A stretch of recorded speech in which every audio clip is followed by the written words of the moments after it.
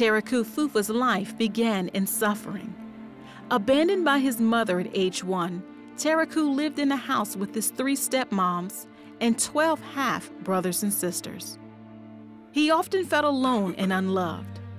Adding to his pain, he suffered with severe asthma.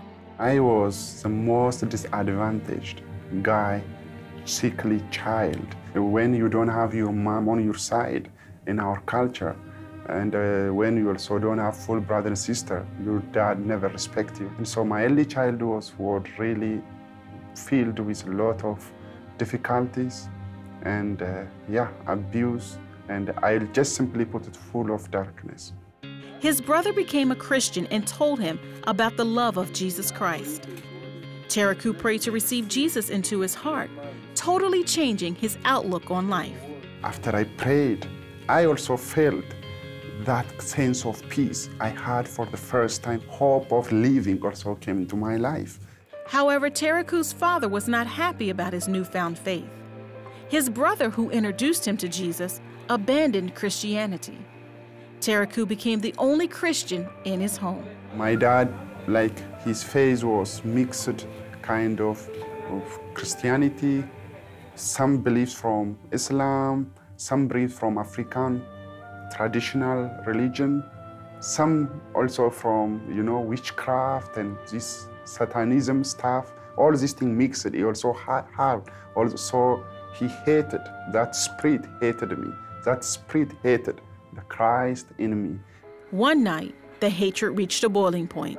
My dad walked into my room with my stepmom, and then he asked me to get up, and I couldn't because of the asthma. And then he grabbed me by my right ear here, and then my stepmom also grabbed me by my left ear, and then they dragged me to the living room where my all half-brothers and sisters were waiting. And then he said, Tariku, I want to give you a choice. He said, choose between Jesus and your family. And then I said, Dad, I choose Jesus. And then he said, do you know the implication of your decision? He said, if you insist on choosing Jesus, I'm going to kick you out of my house, then throw you on the street, and then you're gonna die from this asthma. And then I said, Dad, even if it means death, I still choose Jesus. When I said this, he yelled at me, he cursed me, he said, you shall not amount to nothing. You are a dead child to me. And then he beat me up.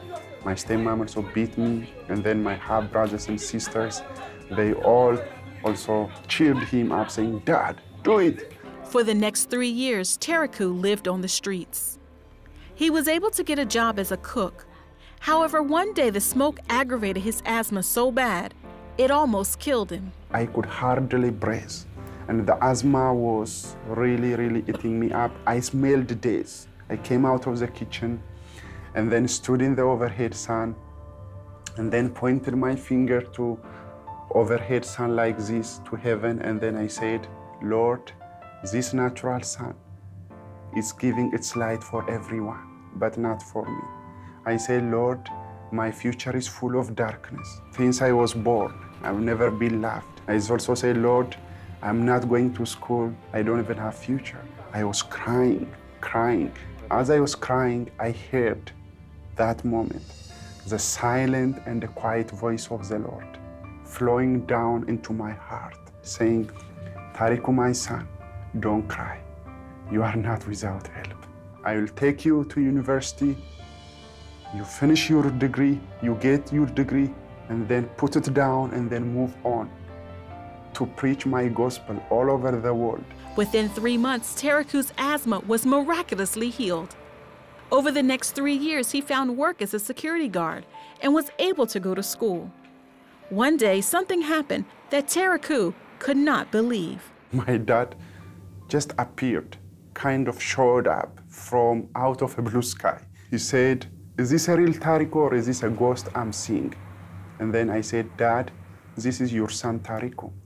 And then he said, what about the asthma? And then I paused and then I reminded him, I said, Dad, do you remember 6 years ago? You left me 2 days.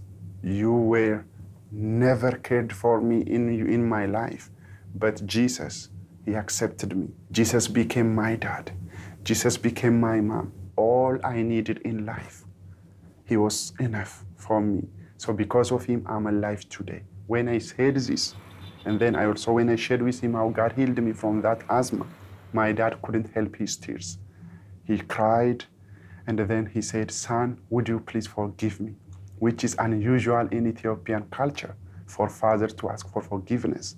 But he did it, and then when I said, "Yes, Dad, I can forgive you because I follow Jesus, who forgive people, who forgive also my sin." And then that moment he opened his arm wide, and then he hugged me, and then he kissed me, and then he said, "Son, I love you." Wow, that was the sweetest moment in my life. Tariku's father asked him to come home. He was reunited with his family and led them all to become followers of Jesus Christ. Tariku was also reunited with his mother, who he led to Christ. And eventually, his father became a Christian. Today, my dad is my prayer partner. He prays for me a lot. Tariku attended a university where he led a student Christian movement. Over a 5-year period, the movement grew to over 7,000 students. He and his wife Boozy now work with Campus Crusade for Christ and oversee campuses in 24 countries. I always say, "Lord, who am I? Who am I that you entrust me with all these countries?" Because once I was just a kind of a kid without even hope. But today, look, I'm touching lives in all these countries. I understand why God led me through all those things, because every time I share my personal testimony today with people, I see students getting healed emotionally. I see people, their problem being fixed. They trust, yes, if God could do in Tariku, he can also do it with me.